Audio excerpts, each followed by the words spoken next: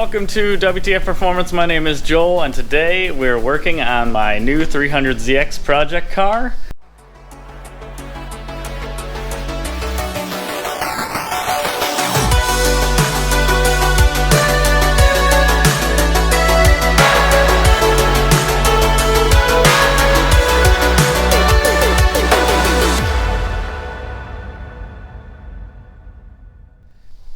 Now, I did a couple other videos. I got it home. We ended up fixing the fuel pump issue, and now it runs. And then I went ahead and detailed it, and that way I can actually touch the thing without getting filthy. And it's coming along pretty well, but I needed a couple things to get it actually rolling down the road.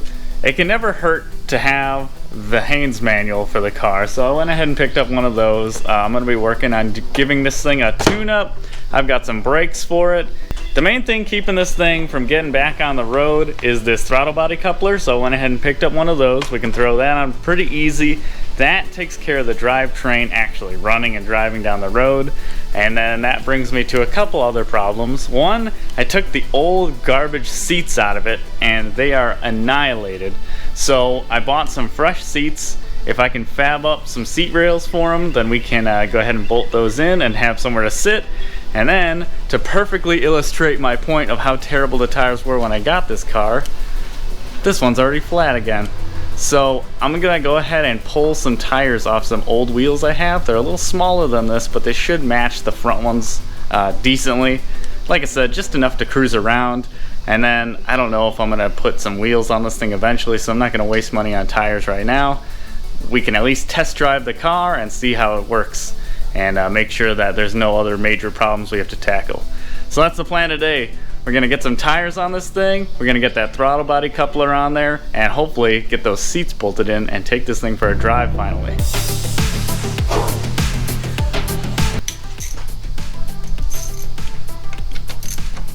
I really wanted to get this thing out of the garage the other day so I could pressure wash it, and you could see the engine came out so nice and clean. I didn't even know these valve covers were red until we were pressure washing it, so that got me pretty fired up.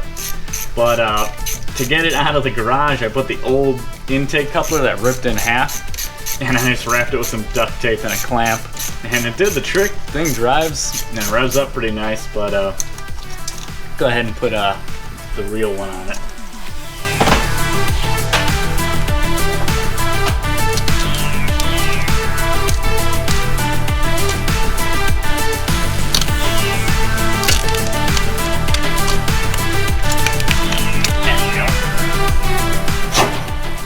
This was kind of annoying because I bought this, it was nothing I could find like locally, because this is a 2 3/4 inch throttle body, so it's a 2.75 inch coupler, and I had to order online and wait a few days. You know, pretty simple.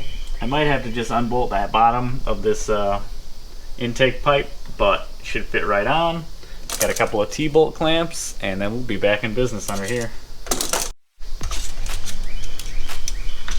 I honestly have no idea how that pipe bolts on down there. Probably goes right to the outlet of the turbo. I don't think these are intercooled. Yeah, that'd be my guess. Turbo's pretty buried down there. I don't think it's gonna be a lot of fun to pull that pipe off the bottom, so I'm gonna do my best to kind of just sneak it on.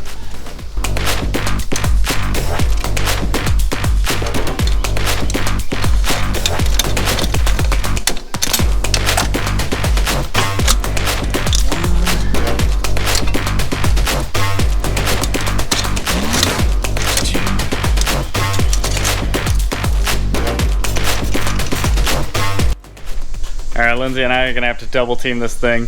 I'll see if I can pull that pipe away, and then she's going to go ahead and get it in there.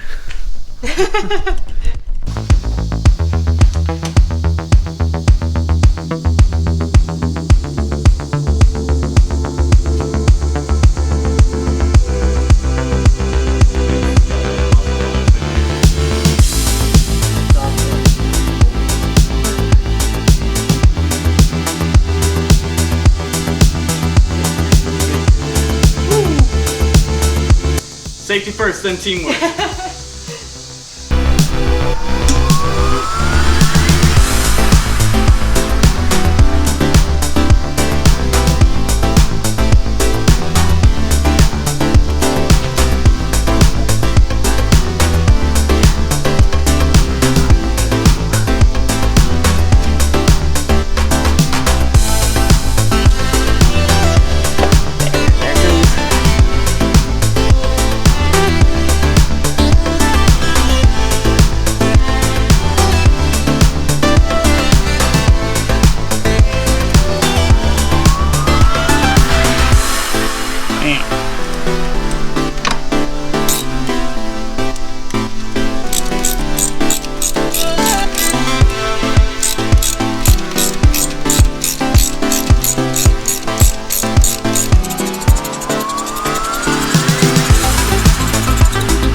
You know, you could go out to a dealership and buy a brand new, you know, whatever, Nissan GTR, WRX STI, all these different cars, but you don't have fun like this.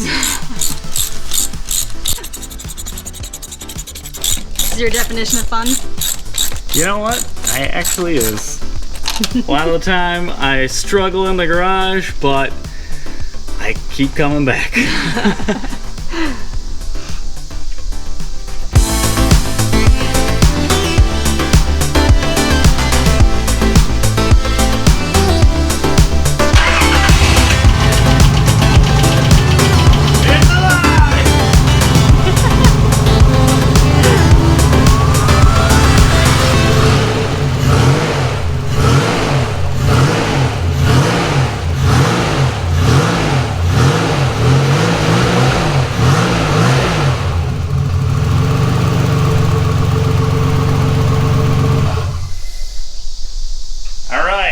Intake boot's done. It's running really well now. Way better than before. I mean, there was a ton of air leaks with that duct tape, and I didn't expect much, but now it's like, it's running like a top.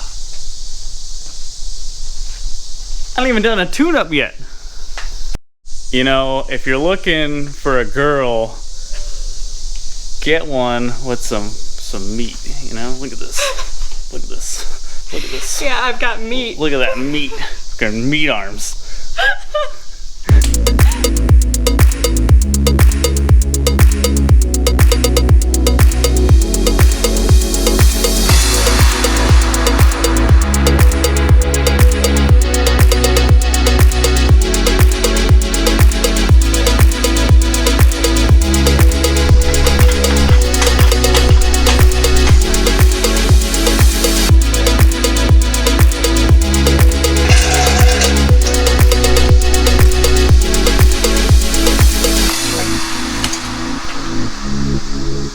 Woo!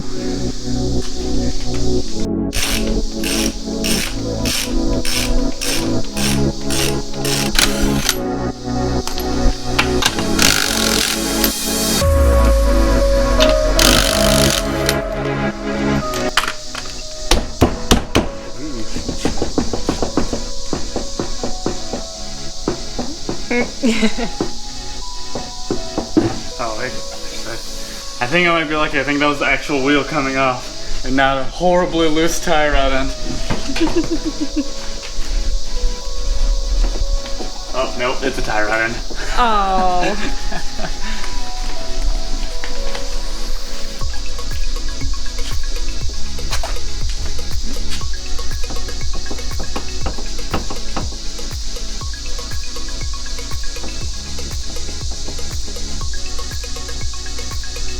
Oh no. There's some goop dripping out of it. When I jacked it up. Hopefully that's a puddle less. Not a problem.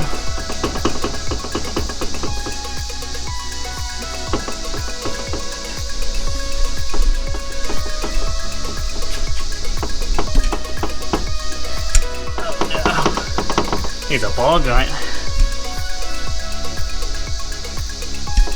Yep.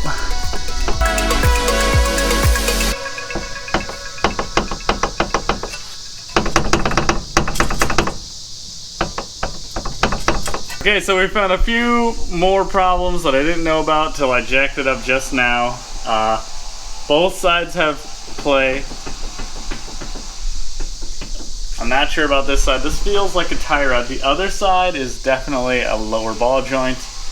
And also, a mystery fluid started dripping out as soon as I jacked it up and tilted the car back, and I think it's power steering fluid because it looks like a next to the rack a contraption of, you know, hydraulic lines, and it's leaking from somewhere in there. So these old cars, man, they're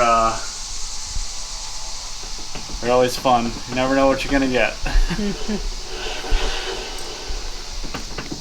So part of me thinks if I'm going to do the brakes, I might hold off and get a couple ball joints, maybe a couple tie rod ends, and then change everything all at once. And for now, I just would like to take it for a test drive and see how it feels.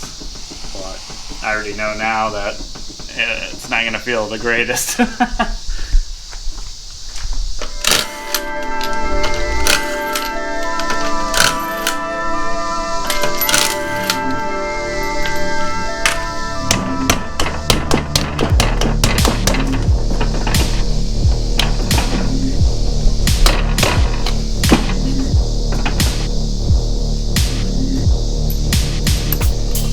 Alright, if you ever get a wheel that's stuck,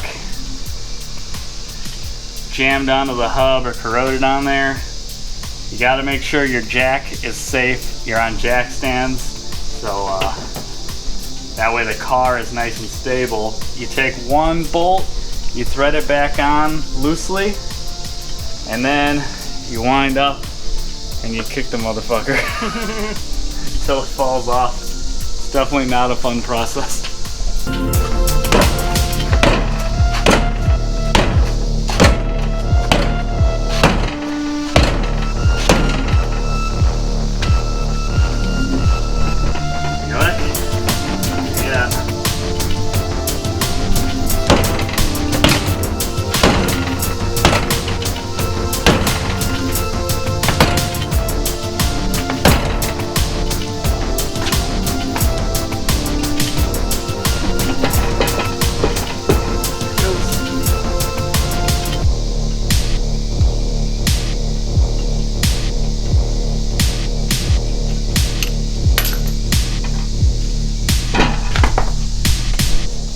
Look at all that corrosion. That's what was keeping the wheels stuck on. See it?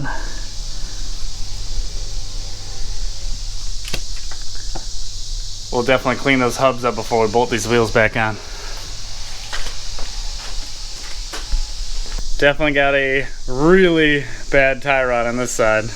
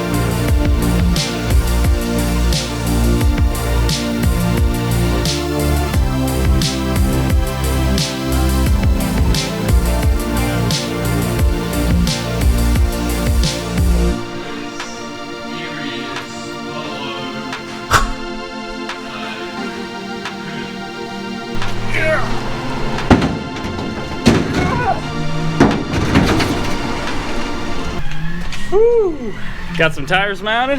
You can throw them back on the car. And then the last thing would be seats so we can drive this thing.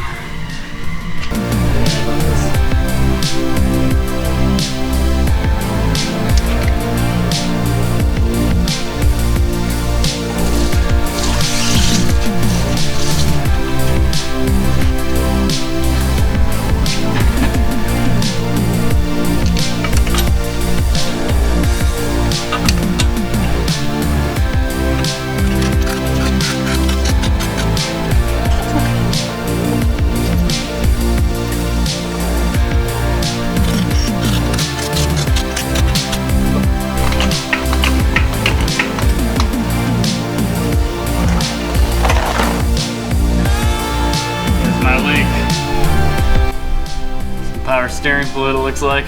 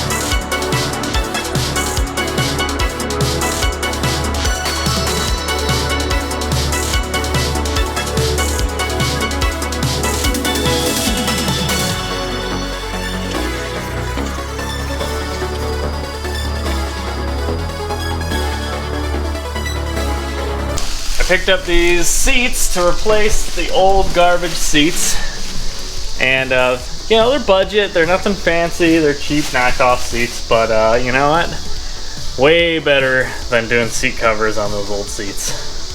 So the only thing that doesn't come with universal seats like that is some brackets, so I worked over the weekend and I fabbed up some real simple brackets. All that's left is to drill the holes, bolt the seats to them, and drop them in.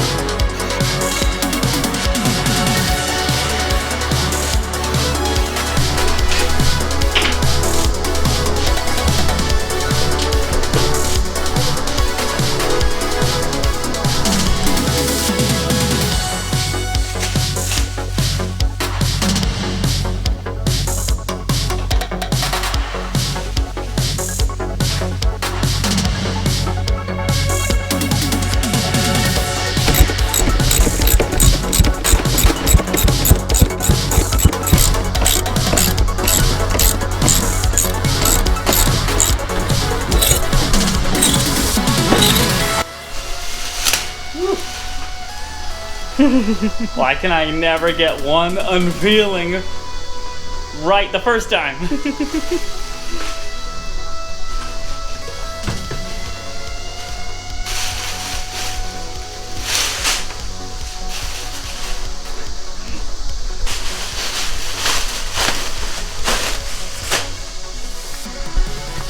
Let's check it out. Yeah. I was actually thinking, I was setting these seats up, making those rails, and I was like, I gotta make sure the back is nice because the people sitting in the back will see those rails. They can't have like sharp edges or anything on them. It's a freaking two-seater. Man, I tried to put this thing low. Why does it feel so high on the side? I hope I don't hit my head on the top. Oh yeah.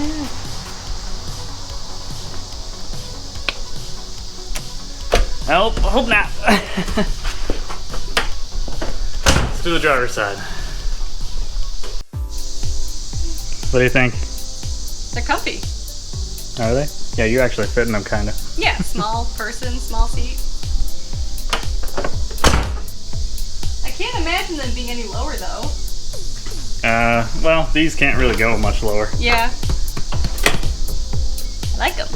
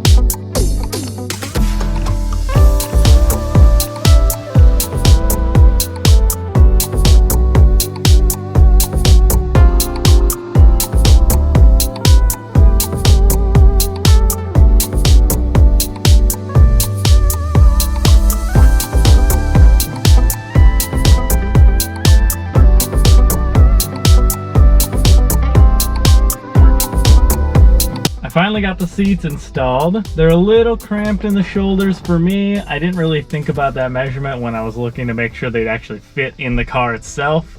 I didn't really think about the driver or passenger. So that's the only complaint that I have, is that it's a little tight in the shoulders. And even though they're like bucket seats, real basic, and I put like the lowest brackets I could on, I'm still pretty high up. Like I can kind of hit my head right there. But other than that, they look great. They're fairly comfortable, and you can't beat them for the price.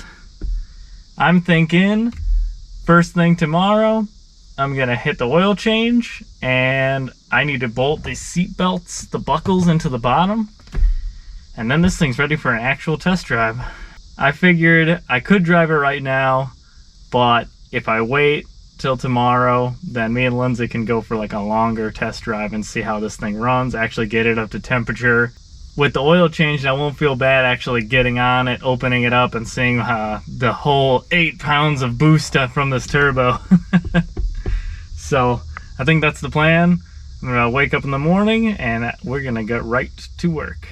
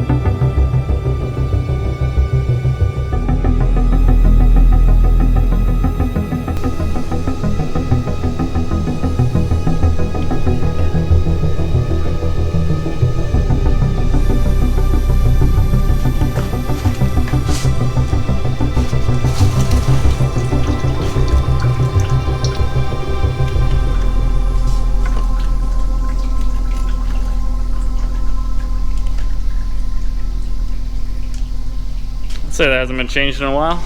Yeah.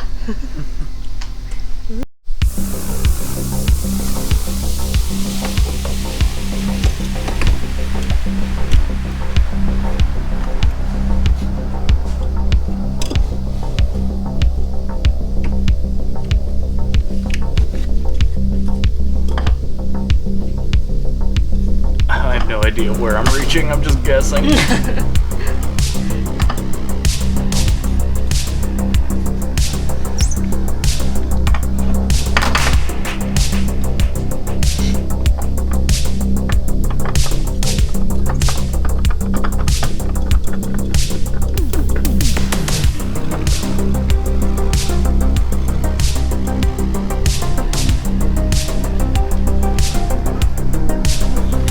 Snugged up. All right, oil's drained, new filter on. I can put it back on the ground, top it off, and we can go for a test drive. Woo!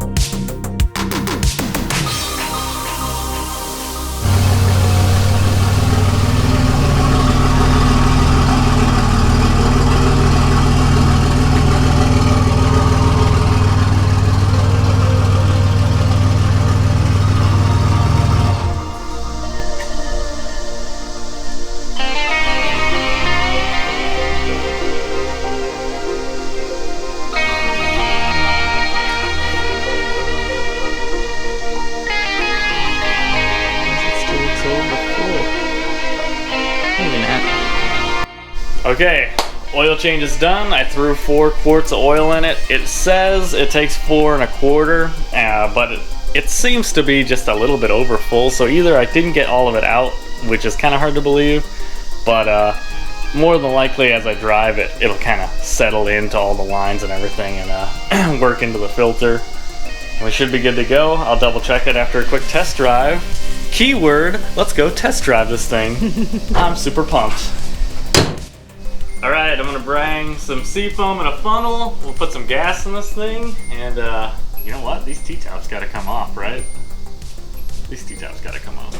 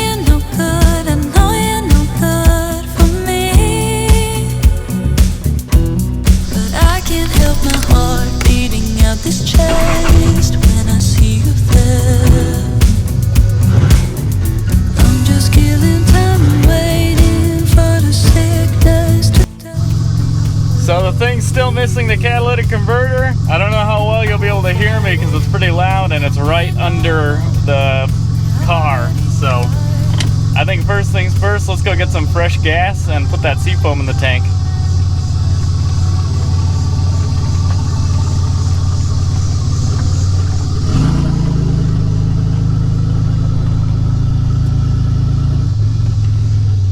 Brake test. Brakes work. Brake lights on the dash, so I don't know, I should probably check that fluid, huh?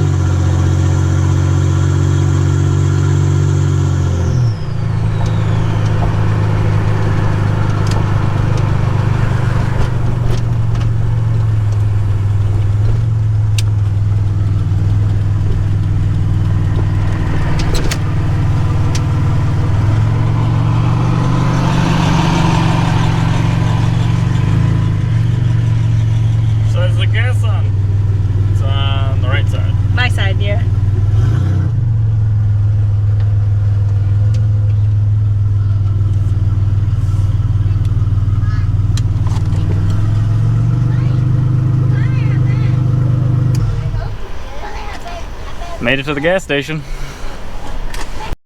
All right, I put a little fuel in it. The fuel tank sender seems to be reading. It reads really inaccurately because I put total of 14 gallons in, 10 now, 4 before when I just had fixed it, and it shows 5 gallons, which is weird, and it also shows half a tank. So we'll see if that kind of corrects itself as we drive, you know, maybe cleans that sensor off. But right now we're cruising, we're looking at drivability. The brakes, I thought, wow, they're not that bad. Then I realized like the 4th or 5th time braking that the rotors are super warped. So we're definitely gonna need to throw these on. And yeah, we're just watching that temperature really, because the car did come with a thermostat in it. And that usually is a bad sign for it overheats. So we're gonna stick around town and just cruise around a little bit. And this thing's pretty cool. The turbo sounds really cool too with no exhaust on it.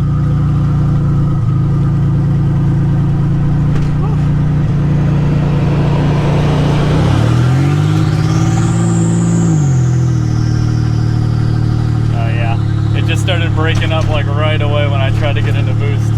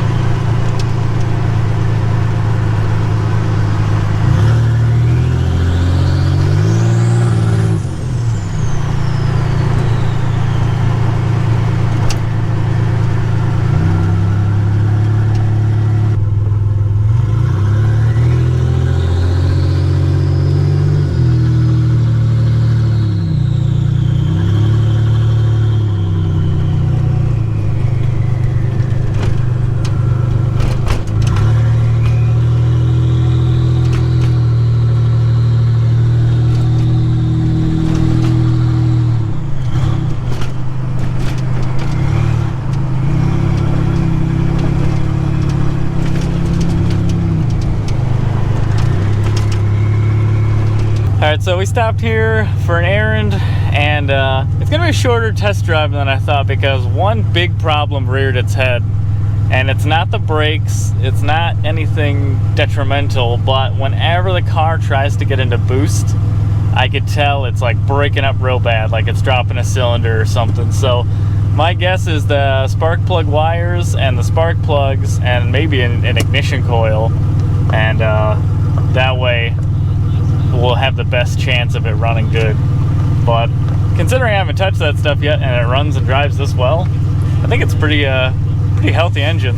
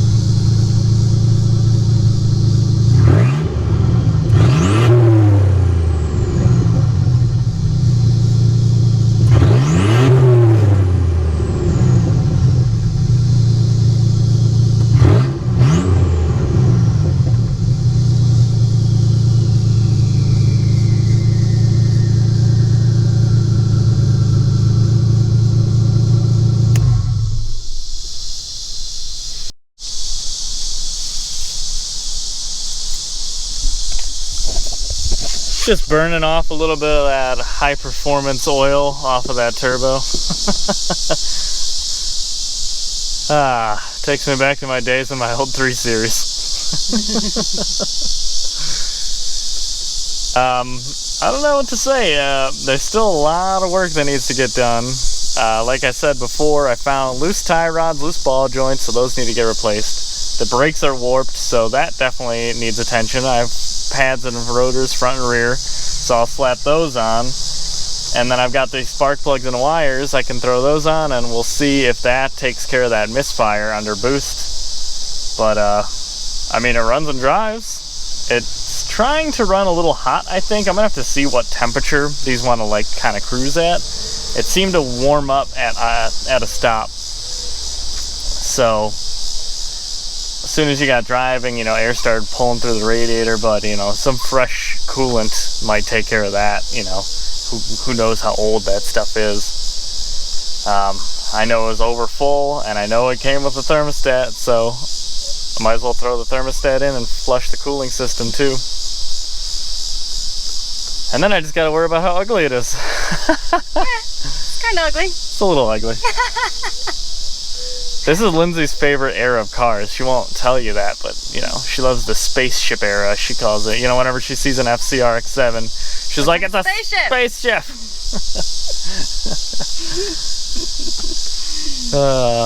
80s turbo cars from Japan. They're the best.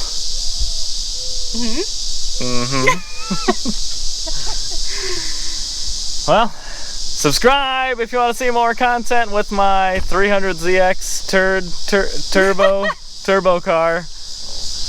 And thanks for watching. Yeah. We'll see you in the next one.